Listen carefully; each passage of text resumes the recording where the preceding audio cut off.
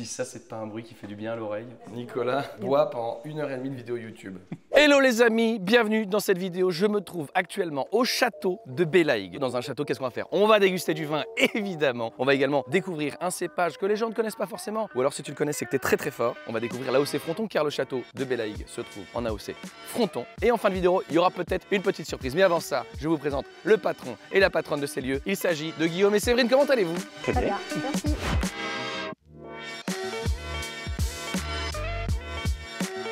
J'ai mis beaucoup d'énergie sur cette intro, non?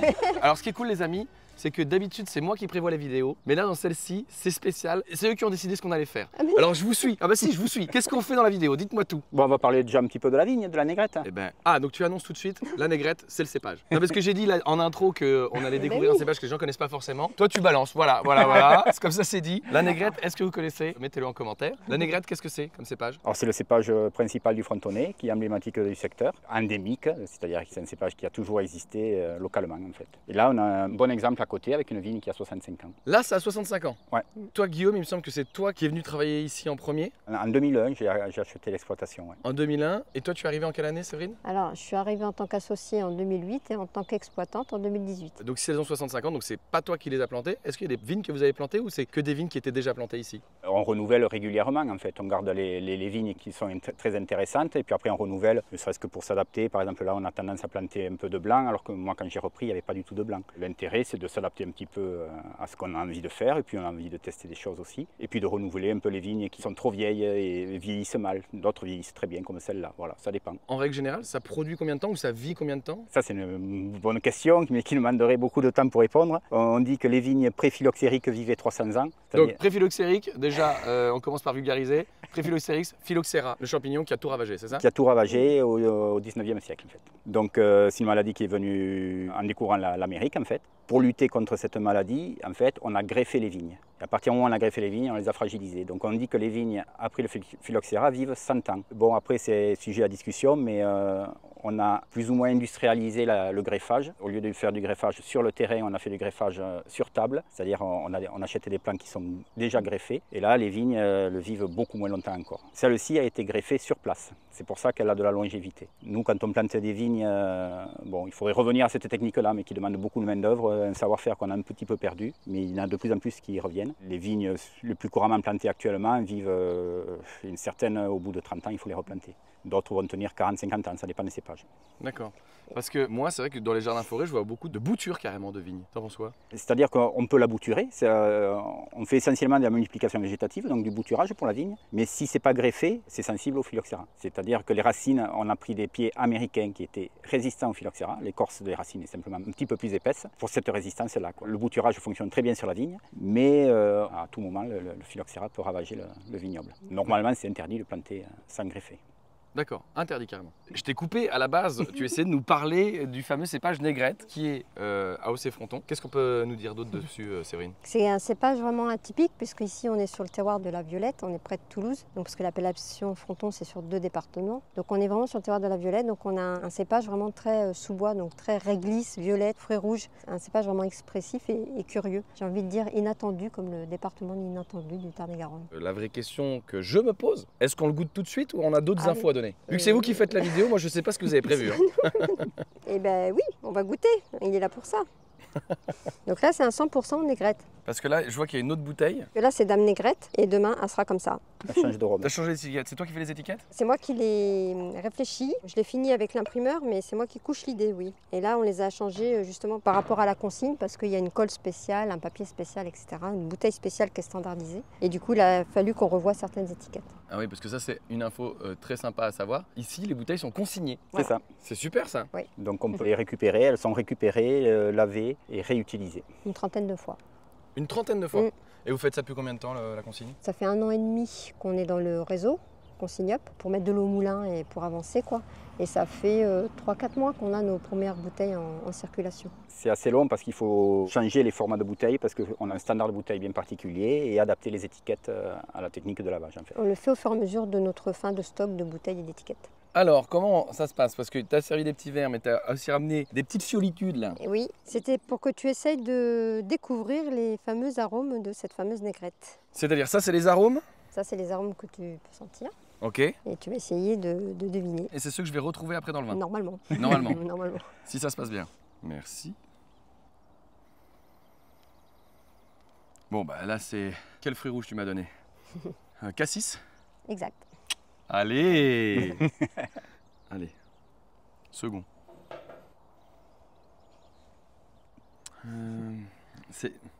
J'ai envie de dire la mûre. Non. On est sur quel terroir? Près de Toulouse. Nawel? La violette.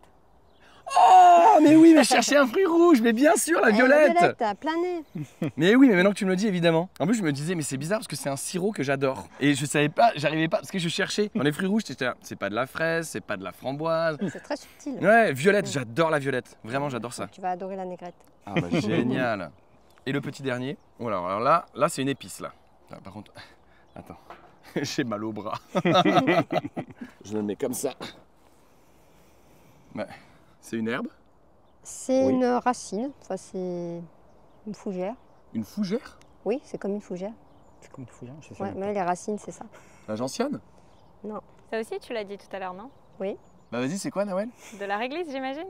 De la réglisse? Oui, super. C'est ça que j'ai. Mais c'est ça que heureusement j'avais que dit. t'écoutes, hein. C'est ce que j'allais dire. Bah voyons. Eh oui, de la réglisse, ouais. C'est trop drôle ce jeu parce qu'à chaque fois qu'on te dit ce que c'est, tu dis bah oui, bah, c'est exactement à ça que je pensais. Ok, trop bien. Réglisse, violette, Cassis ou cassis. mûre. Alors, là c'est bon, on y va, on déguste? Eh ben oui. Par contre, les amis, je vous préviens, on commence la dégustation. Il est 16 h. Il fait 32 degrés à l'ombre. Je ne sais pas dans quel état je vais terminer cette vidéo. Vraiment. Et j'ai les spectacles ce soir en plus. C'est les spectacles. On trinque ou pas? Allez. Moi j'aime bien. Bienvenue. Merci. Alors vous le connaissez bien? Un petit peu. Un Hein. petit peu à force. C'est un cépage assez capricieux quand même. C'est une aromatique qui est quand même très typée, quoi. Et il vit en cuve inox? On travaille en cuve béton. Béton. Ah ouais.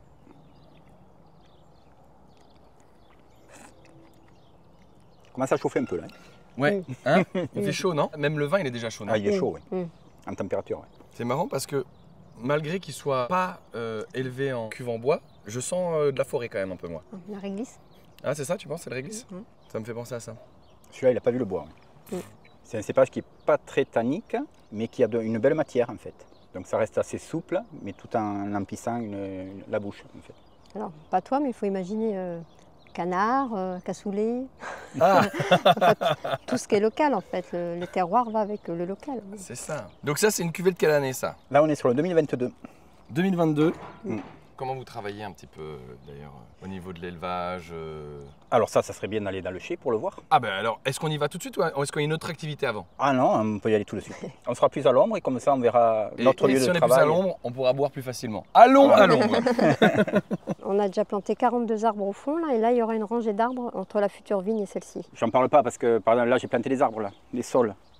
Ouais. Mais Les sols, ça adore l'eau. Là, t'es pas très dans l'eau. moi, je veux pas faire des grands sols, quoi. Je voudrais juste faire des taillés en trogne parce que je veux quand même passer par-dessus ma vigne et tout ça, quoi. Là, j'en ai planté, mais bon, je sais pas ce que ça va donner. Bon, je fais des essais. On aurait besoin d'ombre, en fait, dans la vigne, un petit peu de léger ombrage. Mais oui, parce que, alors attends, c'est intéressant ce que tu dis. Parce que ça, c'est quelque chose dont je n'ai jamais discuté avec un vigneron. La vigne, les amis, je vous le dis à vous, je vous le dis ici. La vigne, à la base, c'est une plante de sous-bois. C'est une liane qui grimpe dans les arbres. C'est une liane qui grimpe. Et c'est vrai que nous, pour les cultiver, on s'est mis à les mettre comme ça pour qu'elles aient plein de soleil et qu'elles produisent énormément Ouais, et qu'elles exactement. se remplissent de sucre. Mais à la base, c'est une liane qui monte dans les arbres. Il y a encore une appellation en Italie. Ils récoltent le raisin à l'échelle à 8 mètres de haut Ah ouais. dans des peupliers. Ouais. Incroyable. Ouais, mais c'est très spécifique. Je ne me rappelle plus comment elle s'appelle. À la base, c'est une liane. Bon, on ne fait plus de la cueillette, on fait de l'agriculture. Donc c'est vrai qu'on l'a mis un petit peu en randonnion, là, on l'a alignée pour pouvoir la travailler et pour la gagner en productivité, évidemment. Mais elle s'entend très bien avec les arbres. Pas tous les arbres. Elle s'entend très mal avec les chênes. On n'a pas la même mycorhisation. Un chêne va tuer tous les pieds de vigne autour, ou un platane, ça ne va pas aimer. Les arbres fruitiers, ça va beaucoup aimer. Ou l'acacia, le sol, ça va bien fonctionner aussi. Ça, c'est un super conseil que tu me donnes là. Parce qu'en fait, moi, là, je vais planter plein d'arbres et des fruitiers et des vignes cet hiver. Et justement, je comptais mettre mes vignes dans les arbres. Et c'est vrai que chez nous, on a beaucoup de chênes. Donc, je ne les planterai pas au pied des chênes. Par contre, j'ai un endroit où j'ai plein de frênes. Est-ce que ça marche bien avec le frêne? Le frêne, ça peut fonctionner, ouais. Alors, Ouais. super. Donc, on se retrouve là un petit peu au frais. Hein, on est quand même mieux. On est au chai, c'est ça? C'est un petit peu votre labo, quoi. C'est là où toute la magie opère, non? Effectivement, oui. C'est ici qu'on rentre le raisin et qu'on va le transformer en vin Enfin, il va se transformer tout seul. On va surtout l'accompagner dans sa transformation, en fait. C'est une petite magie qui opère, en fait. On rentre les raisins et puis quelques temps après, on a du vin. Oui, sans rien faire, quoi. Faut l'accompagner un peu, voilà. Entre-temps, on est équilibriste un peu. Racontez-nous un petit peu comment ça se passe. On travaille en cuve béton, enfin pour la plupart de Donc, cuve nos béton. vins. Continuez à parler à Nawel, moi je vais filmer. Donc les cuves béton. Alors les cuves béton, c'est quelque chose de traditionnel, on va dire. Là, on est vraiment dans un chai authentique. Ce serait bien pour l'inertie. Enfin, c'est un matériau qui est naturel. Beaucoup de nos vins passent en cuve béton au départ. C'est un matériau aussi qui va respirer. Il y a un petit peu d'oxydation qui va se passer à travers la paroi. C'est très léger. Mais à la mesure du vin qui est vieilli en barrique aussi, où l'oxygène va traverser la paroi, ou même dans une moindre mesure encore l'oxygène qui va traverser le bouchon de liège dans une bouteille. Le vin, son ennemi c'est l'oxygène, mais son ami c'est l'oxygène. Donc c'est une question de dose. Il faut avoir quelque chose de très léger, de très diffus, et c'est ce qu'il faut aussi un petit peu de contrôler. Pour des gens qui regardent cette vidéo et qui ne savent pas du tout comment on fait du vin. Si on s'amuse à faire toute la petite chaîne en rapidos, hein. En gros, on va les récolter dans les vignes que vous avez en face de la maison. En face du château, pardon. Sachant qu'on m'a dit en arrivant, on n'a pas de château. On a les fondations. Tu m'as expliqué, Guillaume, qu'en fait, château, c'était parce que... Dans notre région, quand on est en appellation, en AOP, on utilise le terme de château, même si on n'a pas de bâtiment en fait. C'est pour ça qu'il y en a plein. Voilà, il y a Il y en a plein, mais il n'y en a pas. On les cherche. On va aller chercher le raisin en face de chez vous. Octobre? Septembre. Septembre même? De plus en plus, ça a tendance à commencer à septembre, voire même fin août. Pour les blancs, les rosés, ouais, on va commencer même plus tôt. Ouais. Souvent, les gens pensent que les vendanges, c'est juste la ramasse. Donc un départ qui est souvent fin août, début septembre chez nous, et qui va aller jusqu'à début octobre. Et nous, ce qu'on appelle les vendanges, c'est même jusqu'à décembre. Le temps que les fermentations se fassent, en fait. Les fermentations. Alors, donc le raisin. Déjà, qu'est-ce que c'est que le raisin?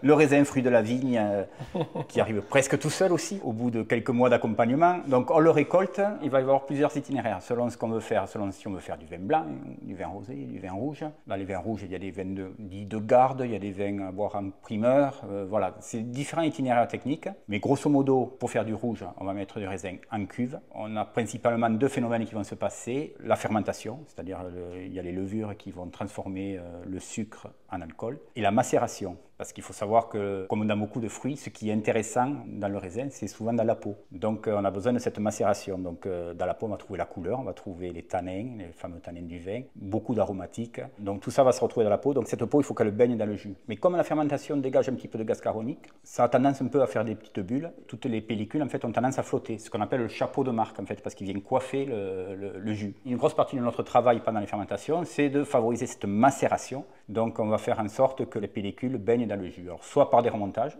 on va pomper du jus en bas et on va arroser le chapeau de marque, soit par du pigeage, on va enfoncer mécaniquement le chapeau de marque dans le jus. Voilà, donc ça c'est pour faire des rouges. Et donc, tout ce dont tu viens de parler, ça se passe dans ces fameuses cuves en béton dont Séverine nous parlait. Oui, sauf pour un fameux canard. Ouais, on va en parler dans un second Après. temps. Pour les rosés, on va donc remplir ces cuves de raisin rouge, mais au bout de quelques heures seulement, on va sortir une fraction du jus, on appelle ça faire une saignée en fait. Et ce jus va être vinifié pour faire le rosé. Donc il a pris juste un petit peu de couleur, mais pratiquement pas de tanins. Il faut savoir que les tanins vont s'extraire plutôt en fin de fermentation, quand l'alcool est monté dans le jus. L'alcool est un solvant, donc il va aller chercher les tanins. Donc ça c'est le rosé. Et les blancs, on va les passer directement au pressoir. On va faire du jus et on va le vinifier en blanc. Je reviens au rouge. Une fois que la fermentation est finie et la macération, alors si on veut faire des vins légers, la macération elle va durer 5-6 jours. Si on veut faire des vins un peu plus corsés, un peu plus puissants, on va avoir une macération qui va durer en fait 3 semaines, 4 semaines, 5 semaines. Et une fois que c'est fini, on va sortir le jus et le marc, on va le presser à ce moment-là. Et donc là, après on a les vins un peu bruts, mais ils sont vinifiés, ils sont fermentés, on a la base de nos vins. Oui. J'ai ramené du vin, on s'est peut-être mis au frais, mais du coup il va chauffer. Ah, mais on peut commencer à goûter. Ouais. Ah, mais il est dans le verre déjà. Bah on est reparti. Ah, mais c'est pas le même. C'est pas le même, non, c'est justement, il faut que tu découvres ce cépage mystérieux. Ah, c'est un cépage mystérieux, ce n'est plus la négrette que je vais boire là. Non. On part en dégustation. Ce que je trouve très sympa, c'est que bien que vos vins, vous les connaissiez par cœur, vous m'accompagnez sur chaque verre. Ah bah oui. C'est toujours intéressant de savoir où ils en sont. Oh, rien à voir. Rien à voir. Alors là, les amis, c'est marrant, on dirait un bonbon presque. Non mais tu vois, c'est très configuré, très sucré. C'est pas un assemblage, c'est un cépage brut. C'est un cépage 100%. 100%. Brut, ça se dit pas, tu m'as repris. On peut dire que c'est brut, on va donner... c'est brut, oui, c'est brut on va dire quelque chose qui n'est pas encore en bouteille. C'est encore en cuve. C'est ici. Donc c'est un blanc. Eh bien voilà, il fallait pas le dire. Je l'avais senti dès le début. Hein, que c'était Donc il est dans une amphore. Il est dans une amphore. Il vient d'Italie. En argile? C'est une terre cuite, mais avec des cuissons poussées quand même. On n'est pas loin de la céramique, là, en fait. Et alors donc du coup, si Alors. c'est un cépage blanc gardé secret, j'imagine que je ne peux pas le connaître. T'aurais pu, parce qu'on commence à en parler pas mal. Ça, c'est un cépage autochtone en blanc, comme l'est la négrette pour le rouge, en fait. C'est un cépage qui a une histoire très locale, ouais, en fait. Voilà. Il a été retrouvé par des collègues, donc Diane et Philippe de la Colombière, chez un petit papy. C'est très bon. Excuse-moi, je te coupe parce que là, je suis en train de déguster en C'est même bon, temps. hein? C'est très bon. Ça me fait pencher sur le fruit à des pêches, à des choses comme ça. Des fruits à chair blanche, Tout à fait. Mhm. tu vois. Moi, ce qui m'intéresse, c'est qu'il a une structure, ce vin blanc. Souvent, les vins blancs, on est sur les aromatiques, sur l'acidité, alors que là, en fin de bouche, on a une structure qui s'impose. Ouais, c'est super agréable. Et alors que pourtant, il est sec. Parce qu'au nez, ça sent tellement le sucre qu'on pourrait croire que c'est un vin doux. Mais non, c'est un vin sec. Ah, c'est un vin C'est sec, sec, ouais. Ouais. On a hâte de le mettre en bouteille, mais il faut rester patient.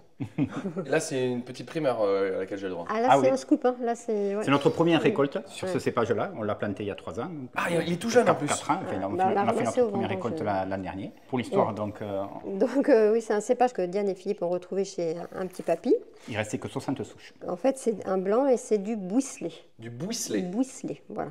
Je demande aux internautes, est-ce que vous connaissiez le buisselet? Buisselet? Bouisselet. Bouisselet. Le buisselet, ça s'écrit exactement comme ça. On est une dizaine, 10-13 à vignerons à en avoir replanté sur l'appellation. Là. Ce qui est marrant, c'est que c'est un cépage qui avait quasiment disparu. On le trouve sur les premiers décrets de VDQS dans les années 50 qu'il y avait sur l'appellation. Mais quand on est passé en AOP, en AOC à l'époque, en 73-74, AOC de Françon, c'est pas 1975? 75, ouais, par là, dans ces... Alors. Ah, bravo. Alors, Il a révisé avant de venir. alors Là, le Bouisselet, il avait été oublié parce que c'était une époque où on faisait que du rouge. Le blanc n'intéressait pas grand monde et il avait été oublié. Il a été sauvé in extremis et on s'est lancé dans une demande pour, faire, Un pour sauvetage, avoir presque. une appellation blanc à fronton, en fait, sur le Bouisselet. Là, ce qu'on vient de goûter, vous sortez en bouteille quand? C'est la première année que je le vinifie, où j'utilise une amphore, et c'est la première année où j'ai récolté ce cépage-là. Donc c'est un vin à beaucoup d'inconnus, je le surveille. Chaque fois que je le fais déguster, ça me permet de le déguster moi aussi, pour le surveiller, pour voir comment il évolue. Et on dit entre nous, ceux qui ont planté un peu avant nous, là, ceux qui ont un peu d'expérience sur ce cépage-là, on dit qu'il faut quand même un an d'élevage minimum sur ce vin-là. Alors que souvent les blancs, on les met en bouteille bouteille très rapidement. plus rapidement. Ouais. Mais parce que là, c'est déjà très bon, donc potentiellement. Potentiellement, on peut gagner en complexité. On peut avoir de nouvelles aromatiques qui vont apparaître. Et qui Parce vont que se là, vous construire. n'avez que ça? Oui. Oui, Tout Bouisselet, il est là. c'est ça. C'est rare. Là, tu fais combien de bouteilles avec ça? 4 ou 500. Ça va, Ah être, oui. ça va être rare. 400. Il y a un contexte hein, quand même. Il y a un contexte? Oui, parce que la première vendange donc c'est faite l'année dernière. Et l'année dernière, le fronton a été confronté au milieu. Et donc, du coup, on devait commander une amphore de 700 litres, mais on en a commandé qu'une de 320 litres. Parce que puisque c'est ce que vous avez réussi à voilà. sauver, quoi. On a sauvé les blancs. Quoi. C'est-à-dire que les gens comprennent bien, de toute votre récolte de l'année dernière, il n'y a que ça qui a été sauvé?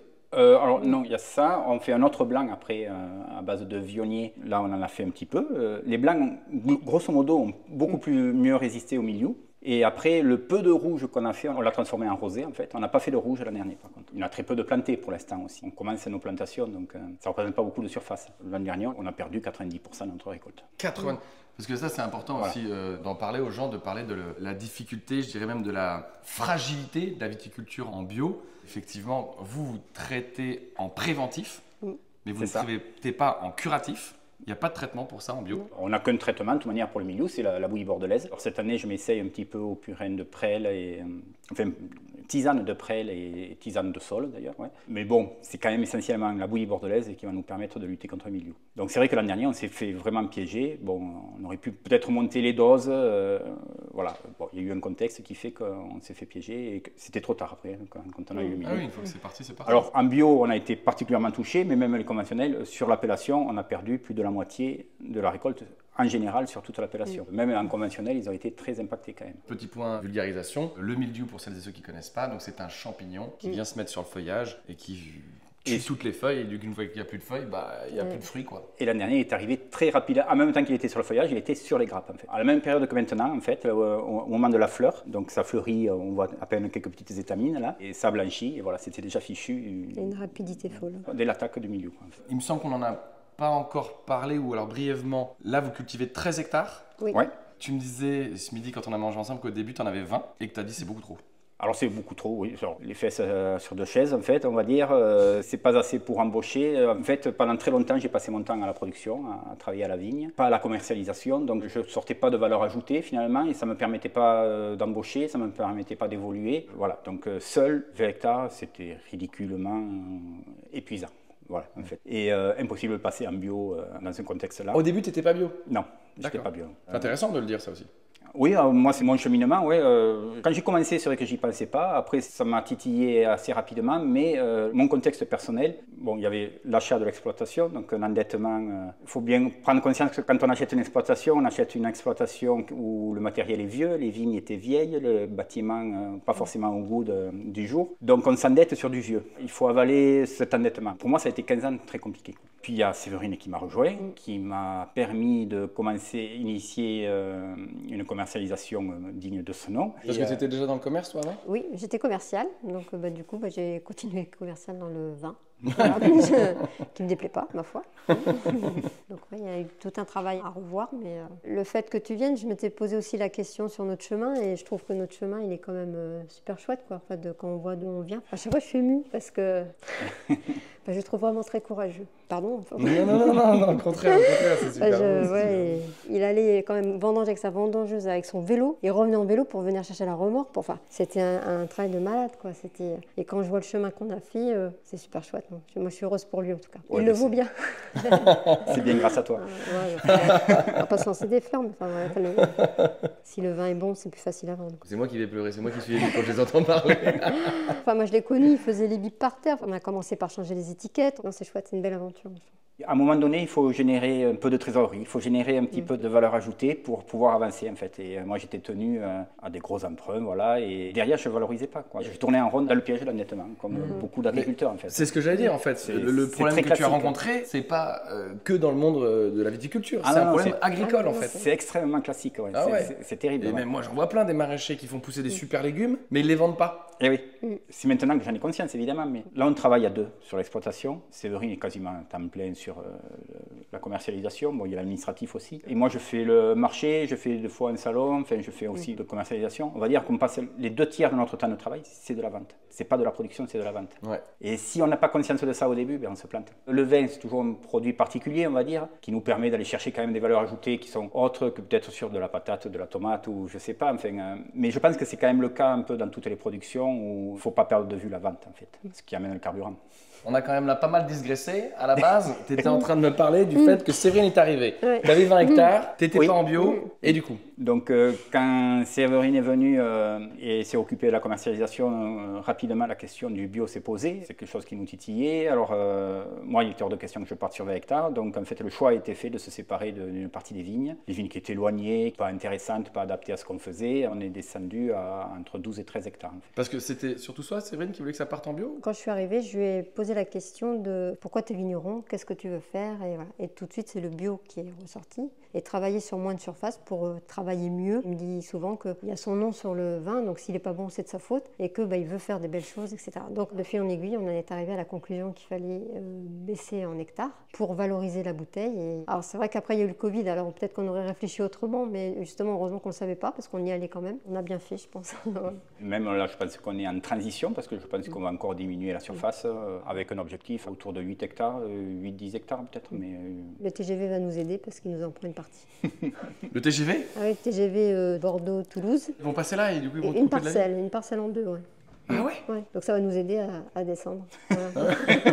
C'est un peu radical quand même. Ouais. C'est pas forcément les vignes qu'on aurait choisies. Mais... Ceci dit, il vaut mieux que ce soit une ligne TGV qu'un couloir aérien. Ouais, on a eu l'histoire il y a une quinzaine d'années, avec un projet d'un nouvel aéroport sur Toulouse qui était en plein milieu de l'appellation. Alors pas trop vers chez nous, plus au sud, mais il y a eu un sujet là-dessus. L'appellation là s'est bien bougée contre. Donc du coup, objectif, on réduit la surface pour des vins avec une plus haute valeur ajoutée. Oui, puis pour travailler voilà, dans les meilleures conditions. Moi, c'est hors de question de passer passer ma journée à faire du tracteur dans la vigne pendant des semaines et des semaines. Alors je le fais déjà un petit peu là sur 12 ou 13 hectares, mais sur 20 hectares, j'en pouvais plus quoi, de ça. Non, puis la vie de famille aussi. La première chose qu'il a arrêté, c'est le dimanche, parce qu'on faisait 3 marchés par semaine. Quand tu fais le marché le dimanche, tu n'as pas les copains du samedi soir, le repas familial du dimanche midi, tout ça on n'avait pas. Et du coup, la première chose qu'il a fait, c'est arrêter le dimanche, donc ne pas avoir le réveil le dimanche matin. Bon, il va travailler quand même dans la vigne souvent, mais c'est pas pareil. Il n'y a pas l'heure du marché, etc. D'ailleurs, on peut tout de suite aussi un petit peu aborder peut-être la commercialisation. Il y a le magasin directement au château, on peut venir acheter des bouteilles chez vous. Et sinon, quels sont les autres circuits de commercialisation et quelle part à peu près va où? Je veux dire moitié-moitié, aussi bien professionnel que particulier. Donc effectivement, des gens qui viennent ici. Après, on est dans les restaurants et les caves locales toulousaines. Et après, surtout sur tout ce qui est Nantes, Rennes, Paris et la région centre. Voilà, les cavistes. Et là, c'est moi qui fais les prospections et qui livre. Donc plus du tout de marché. J'ai gardé le marché du samedi, ça c'est mon vecteur social on va dire. Ça fait quand même 25 ans que je le fais. Moi c'est là que je me suis fait mon relationnel finalement. Bon, j'ai abandonné 2 marchés, pendant 20 ans j'en ai fait 3 par semaine quand même. Donc là j'ai gardé que le samedi où on ne travaille pas trop mal et puis voilà, je vois beaucoup de monde. Pour en revenir à cette histoire de bio, tu lui poses les questions, tu te rends compte que c'est vers ça que tu veux aller. La conversion, j'imagine que c'est pas facile, comment ça s'est passé? En viticulture, la plus grosse difficulté, c'est le désherbage. Parce que ça nécessite beaucoup de travail à un moment où déjà on avait du travail, quoi. C'est le mois de mai, juin, comme en ce moment, quoi. Bon, il faut s'équiper un petit peu, ça demande un peu d'investissement. On a du matériel maintenant qui fonctionne pas trop mal. Sans désherbage, on arrive à faire de belles choses. Mais voilà, il faut être très présent. Il y a quand même du boulot, quoi. Après, au niveau traitement, moi je suis soulagé. Je fais que de la bouillie bordelaise et du soufre. C'est quelque chose que j'apprends beaucoup mieux quand j'étais en conventionnel où finalement on mettait des choses, on ne sait pas trop ce que c'est, on maîtrise pas clairement, on écoute un petit peu le vendeur quoi.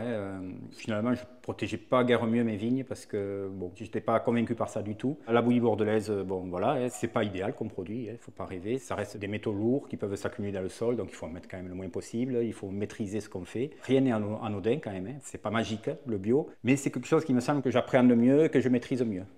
Tu parlais de faire le désherbage. Bon, alors tu m'as dit que d'habitude c'est enherbé entre les vignes. Un rang sur 2, ouais. Donc le désherbage, c'est pas mettre le sol à nu comme tu as dû le faire cette année malheureusement. C'est vraiment juste pour lutter contre les adventices. Quand je parle de désherbage, c'est surtout le désherbage sur le cavaillon en fait. Alors le cavaillon, c'est la rangée de vignes en fait. C'est ce qui pousse sous la vigne. L'interrang, on n'est pas obligé de le désherber. Vu les années de séchage qu'on a, c'est vrai que j'aime bien travailler un rang sur 2. Ça concurrence moins, ça sèche moins le sol par rapport aux sécheresses. Mais je laisse généralement quand même toujours un rang sur 2 enherbé. À côté, je l'ai enlevé parce que là, tellement plus de printemps, j'avais fait des ornières dans cette parcelle. Et donc c'était plus roulable, donc j'ai décidé de travailler tous les rangs. Après l'hiver, je fais des couverts végétaux aussi. On ne met pas d'engrais, on n'utilise que les couverts végétaux. On met un petit peu d'engrais sur les jeunes vignes, des engrais organiques.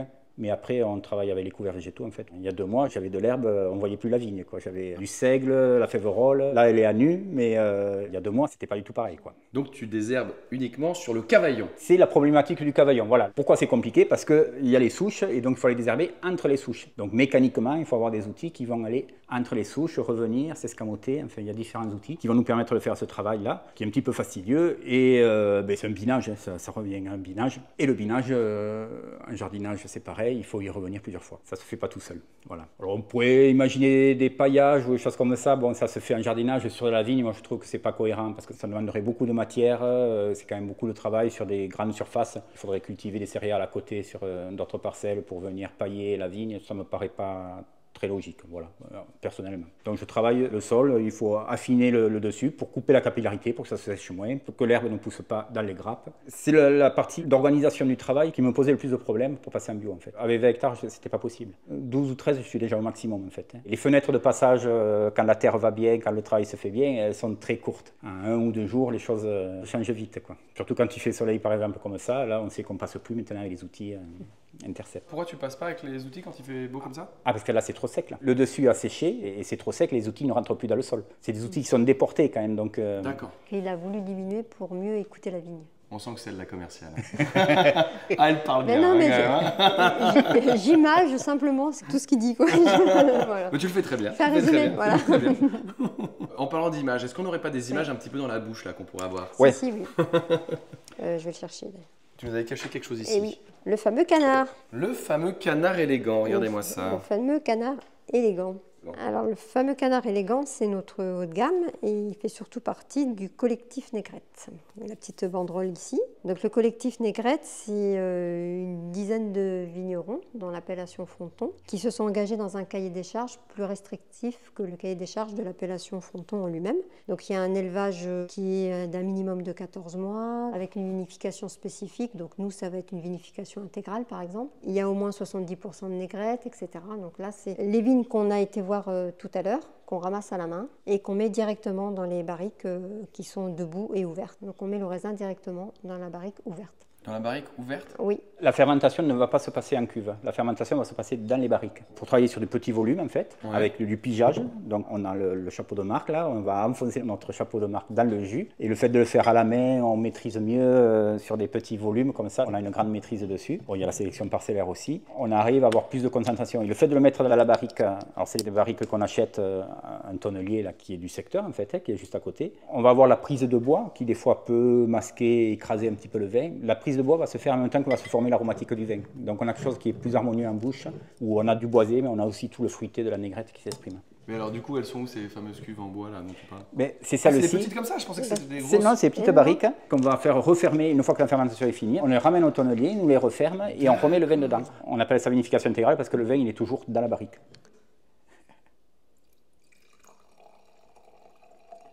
Si ça, c'est pas un bruit qui fait du bien à l'oreille, je sais pas ce que c'est. Alors attends, je repose la caméra du coup. Nicolas boit pendant 1h30 de vidéo YouTube. Santé. Oula, alors déjà ça, oula. Alors là, rien que ce que je viens d'apercevoir au nez m'a déjà beaucoup plu. Et j'ai juste fait comme ça là. C'est très riche. Ah oui. Et alors tu sais, moi j'adore le bois en fait. Le côté boisé, ouais. C'est plus trop à la mode. C'est vrai que. Moi je suis un vieux donc. Mais moi j'aime travailler la barrique en fait. Je sais pas, dans le chai c'est quelque chose de rond, c'est chaleureux. J'aurais du mal à travailler sans la barrique maintenant. J'ai mis un moment à comprendre comment ça va fonctionner. C'est des barriques de quoi? De chêne. Chêne.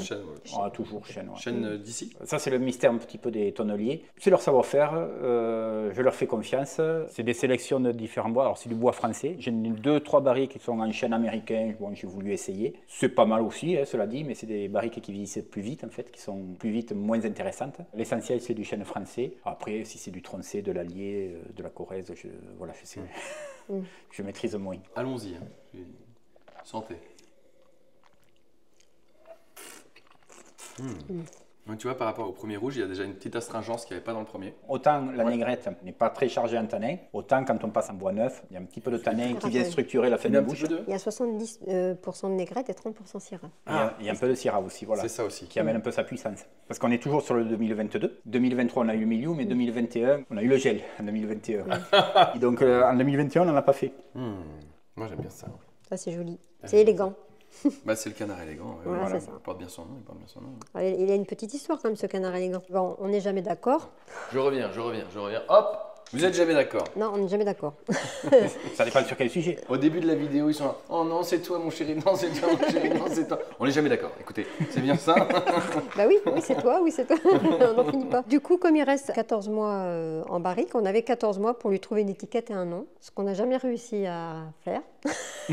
Et donc un jour, notre fille nous a aidés, parce que sur toutes nos bouteilles, il y a une spirale, parce qu'avant, on avait un élevage d'escargots. D'accord. Voilà, donc on a gardé la spirale comme logo. Alors, quand tu dis avant, on avait un élevage d'escargots, à quel moment là, dans la vie qu'on vient de raconter? Alors là, on s'amusait un peu. On l'a arrêté au moment du confinement. C'était quand? C'était en 2020. On l'a fait de 2017 à 2020. On s'est essayé.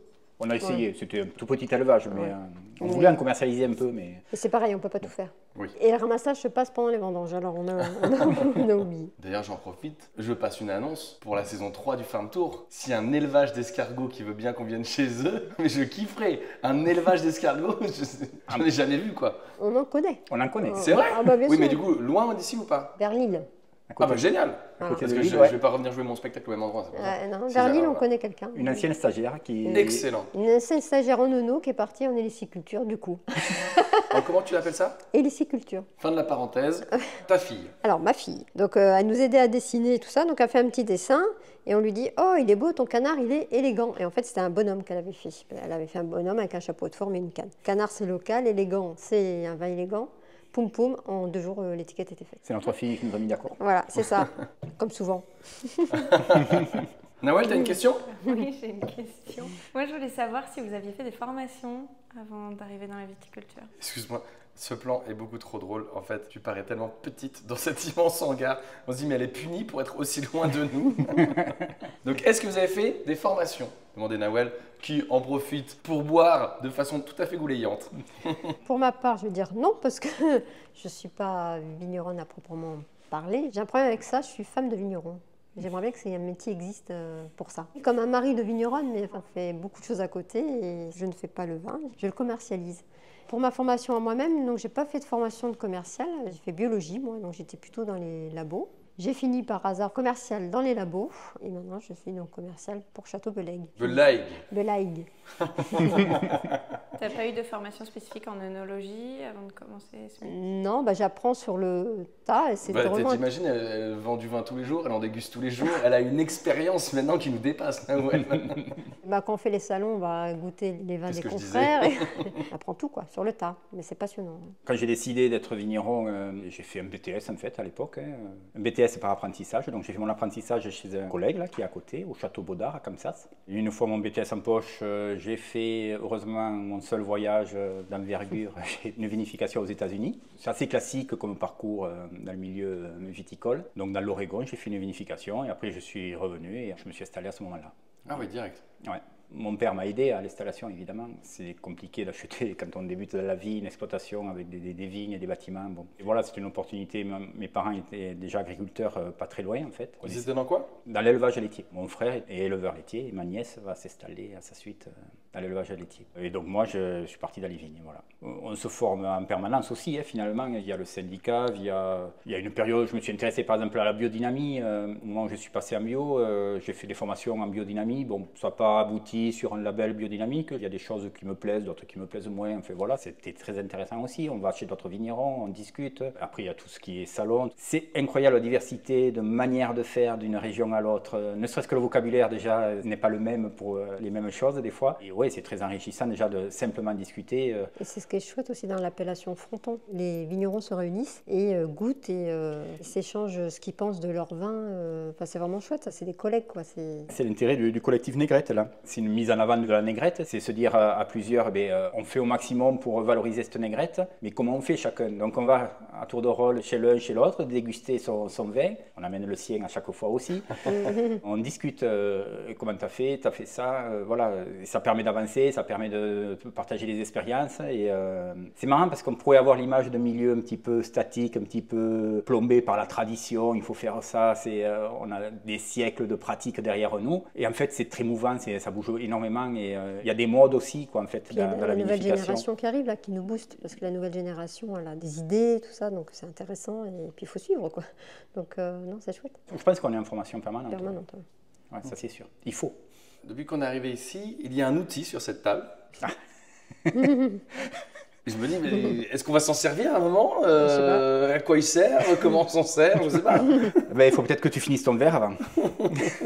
Ah, c'est celui-ci dont je parle. Est-ce que tu peux le montrer? C'est pas un grand mystère, c'est une pipette de prélèvement pour les barriques. J'avais envie de te faire goûter un petit peu les vins en devenir en fait. Mon métier, il est là. Il n'est pas tellement de goûter des vins qui sont finis, mon métier, il est de goûter des vins en devenir. Et c'est là où je pense, enfin, son métier m'épate le plus, c'est parce que moi, quand il me fait goûter, il goûte une cuve.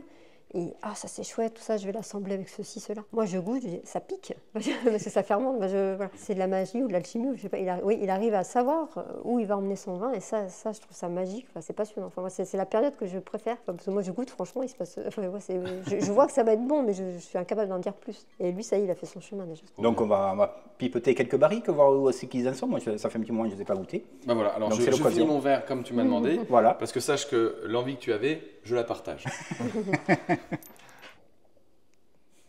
Alors, on est parti sur la pipette. Donc là, tu vas me faire goûter des choses. C'est pas encore assemblé. Est-ce que c'est un vin qui... Raconte-moi un petit peu. Je suis pas vigneron, moi. C'est toi qui vas nous expliquer. Alors, les années sont un petit peu compliquées quand même. On l'a déjà dit un petit peu. L'année dernière, on n'a pas eu de rouge. Donc là, on a refait des assemblages en fait. C'est déjà assemblé. C'est des assemblages de 2022 qu'on a mis en barrique. On laisse pas les barriques vides. Quoi qu'il arrive, c'est quand même plus sûr pour la barrique. Donc, on a remis de 2022 en barrique. Mais c'est assemblé déjà. C'est du négrette syrah en fait. Comme le canard. Comme le canard, voilà. Après, c'est pas la même sélection parcellaire.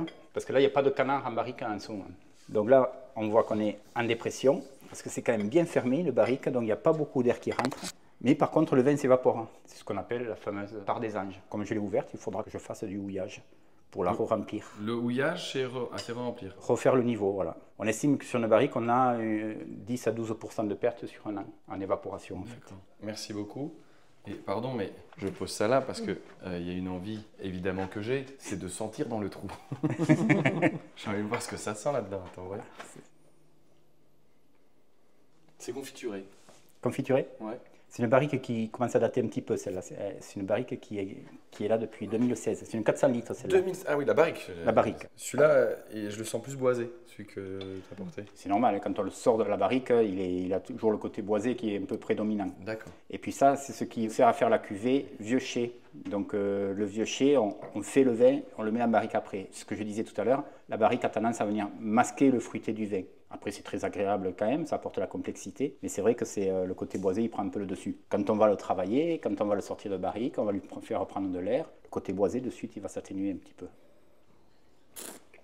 Alors même si la barrique est de 2016, elle marque quand même le vin. On a quand même un côté boisé, mais, mais ça peut être plus marqué que ça. Mais j'allais dire, elle est marquée, mais finalement, alors qu'au nez, je sentais plus le bois dans celui-ci que dans le canard élégant, en bouche, c'est l'inverse. C'est l'inverse, voilà. En fait, on va assembler différentes barriques. Ce qui est intéressant, c'est des fois, on va peut-être mettre une barrique de côté parce qu'elle ne correspond pas, elle va mal s'assembler avec les autres. Donc, ce qui est intéressant, c'est d'avoir des barriques un petit peu différentes. On a des codes aussi sur les barriques. Ça correspond à la chauffe de la barrique. C'est très important dans les barriques. C'est-à-dire que le bois, on parle du chêne toujours, bon, c'est du chêne. Ok, bon, dans le chêne, déjà, il y a les grains fins, il y a les grains un peu moins fins. Ça peut aller assez loin. Mais après, la chauffe de la barrique, c'est très, très important. C'est-à-dire que pour cintrer la barrique, le tonnelier, il va chauffer la barrique, traditionnellement, en fait. Il met la barrique, il retourne la barrique sur un brasero. Et en chauffant le bois, il va pouvoir le cintrer. Et cette chauffe, elle va venir brûler un petit peu la surface des douelles, ce qu'on appelle les douelles, c'est chaque lame de bois. Et cette chauffe, selon l'intensité ou la durée, ou voilà, s'il monte en température, s'il le laisse longtemps, tout ça, on va avoir différents aromatiques qui vont venir aussi marquer un petit peu le vin. Donc tout ça vient participer à la complexité du vin. Il faut évidemment qu'il y ait une matière avant. Si on n'a pas un vin qui a une belle matière, une belle aromatique, ça peut sécher les vins en fait. Le bois, ça va rendre le vin un petit peu astringent, un petit peu. Donc il faut quand même avoir des jolis vins à y mettre dedans, des matières. Côté un petit peu vanillé. Moi je trouve que là même on l'a dans celui-ci. Alors souvent c'est plus sur les barriques un peu plus récentes. Hein, ouais. Tu vois, vous le sentez là, mais pourtant la barrique elle commence à dater. Ok. Et alors, il y a deux choses que je ne comprends pas. Déjà, tu m'as dit que quand il goûtait comme ça la pipette dans les barriques, il arrivait à aller voir ce qui allait se passer après. Moi, là, je goûte ça. Pour moi, le vin, il est bon, il est déjà fait. Moi, c'est même avant, quand ça fermente, quand il y a des bulles de partout. Là, en plus, on est sur 2022, donc c'est des vins qui sont déjà particulièrement aboutis, même s'ils ne sont pas affinés, on va dire. Si on fait le choix de la filtration ou pas, à la sortie de la barrique, il y a des choses qui vont changer un petit peu, quoi. Après, on peut vouloir rapporter un petit peu plus ce côté un peu fruité, fruits rouges. Là, sur un vin comme ça, par exemple, on pourrait se dire, tiens, un petit peu de peps, côté un peu fruits rouges, ça serait intéressant. Moi, c'est ce que je ressens quand je goûte ce vin-là. Il me dit quelque chose d'un peu plus frais. Voilà. Donc là, après, je vais assembler, je vais goûter ce que j'ai d'autre. Si j'ai quelque chose d'un peu plus frais, tout ça, je me dis, ah, ensemble, voilà, ça va être intéressant. Bon, après, on fait des lots, hein, donc s'il me faut 10 barriques, forcément, il y a toujours une partie de compromis. On ne va pas assembler simplement 2 barriques entre elles. Il y a toujours une partie de compromis, mais petit à petit, on progresse sur l'assemblage et on peut quand même affiner le vin. Même si là, il est déjà très bien, on peut aller chercher d'autres équilibres. Qu'on comprenne bien, vraiment, l'assemblage, moi j'ai bu un vin, là, pour moi, mais il se peut que toi, tu te dises, ce vin, je vais le mélanger avec un autre vin avant de le mettre en bouteille. C'est ça, ouais. Et à ce moment-là, ces deux vins que tu veux mélanger ensemble, tu les mélanges à nouveau dans une autre barrique ou tu les mélanges dans un plus gros... Non, voilà, le relevage en barrique sera terminé. Quand je vais les sortir de barrique, je vais faire mon assemblage, je vais prélever barrique par barrique une petite bouteille de chaque barrique pour faire mes assemblages, pour voir ce que je veux mettre ensemble. Et après, quand je les sors, je les mets ensemble dans une cuve. Là, on est sur la phase finale. Quand je vais les sortir des barriques, c'est pour la préparation pour les mises en bouteille. Je peux mettre même un vin que j'ai encore en cuve, par exemple, qui va apporter justement cette fraîcheur, peut-être, qui me manquerait un petit peu sur cette barrique-là. Elle apporte la complexité. La cuve, elle est plus sur le fruit, elle est plus fraîche. On va peut-être trouver un bel équilibre là-dessus. Tu vas dire que je suis commerciale, mais c'est là où je dis créateur de vin. Comme les parfums. Oui, c'est ça, ça fait vraiment penser à ça. Exactement, un créateur de parfum, t'as C'est raison. un nez. On va goûter notre cuve. Ah, notre voilà. barrique. Je commençais à m'ennuyer. Est-ce que je peux le laisser continuer seul? Parce qu'il y en a qui sont venus aider et tout ça, et ils ne savent pas où se mettre, quoi faire. Ah oui.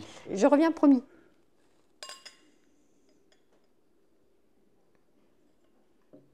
Labo de chimie, quoi. Merci monsieur. Ce qui est intéressant de savoir, c'est que c'est le même vin qui a été mis en barrique, Là, c'est le même vin de la même année, mais dans 2 barriques différentes donc. mais dans des barriques différentes. Donc là-bas, une barrique de 2016, et là, une barrique qui est plus jeune. Oui, 2022 en fait. Toujours ce petit moment sympa de la dégustation. Moins de bois, plus de fruits. Et là, on est aussi assemblage Negrette Syrah. C'est le même vin. Ah bah oui, C'est le même assemblage. Vraiment le même. C'est vraiment, j'ai fait une cuve Je commence vraiment à décrocher, moi. pour montrer la différence d'élevage. Beaucoup plus astringent. Voilà, il a une finale qui est plus sèche, qui est un peu plus... Ah oui, rien à voir. Ça n'a rien à voir. Rien à voir. Donc voilà, il va falloir les travailler ensemble pour arriver à trouver les équilibres. Alors ça, c'est vraiment fou, les amis. Vraiment, ça, c'est dingue. Par contre, moi, je trouve qu'il a plus de fraîcheur quand même. Ouais. Il a cette finale qui est plus dure, qui est plus, à la fin, oui. qui est plus rustique. L'acidité qui ressort, en fait, qu'on n'avait pas sur l'autre. Donc les deux ensemble, ça peut donner des choses intéressantes. C'est dommage parce que là, vous voyez juste des gens qui sont en train de goûter des vins. J'aimerais tellement que vous puissiez voir la différence parce que c'est une chance, là, ce que je fais. En même temps, c'est une chance, mais en même temps, si vous déplacez, faire des dégustations, j'imagine que vous faites des visites comme ça de cave un petit Oui, peu. oui, bien sûr, on fait des ateliers. Alors les vins en devenir, c'est vrai que c'est quelque chose que j'aime faire, ça. Ouais. Mais c'est souvent plus les vins en cuve. C'est-à-dire, moi, je vais faire goûter la négrette, 2 négrettes différentes déjà, pour dire que les cépages, c'est important, mais ce n'est pas le b.a.-ba non plus. Le même cépage peut être très différent, en fait. Sur la même exploitation, on peut avoir 2 cépages très différents, selon la durée de cuvaison, selon le choix de récolte, la date de récolte, selon la parcelle, le terroir de la parcelle. On peut avoir déjà beaucoup de variabilité comme ça.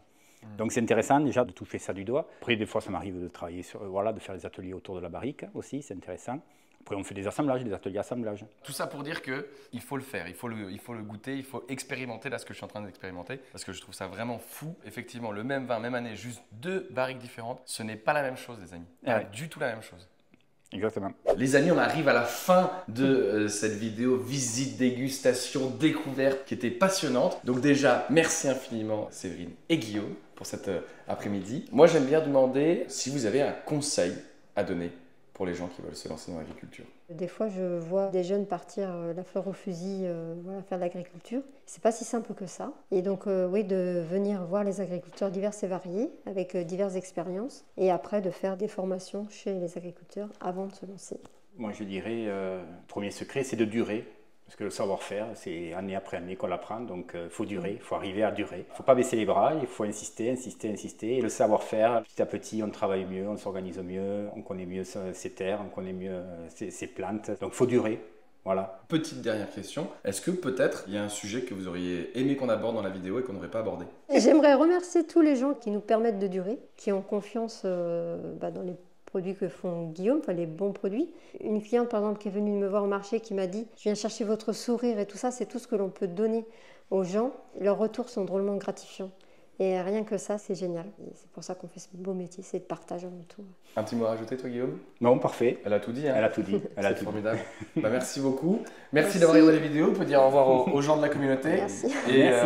Et petite dernière chose, pour être tout à fait honnête, tu sais tout à l'heure, je t'ai repris en te disant AOC Fronton, c'est 1975. Quel sens de l'observation.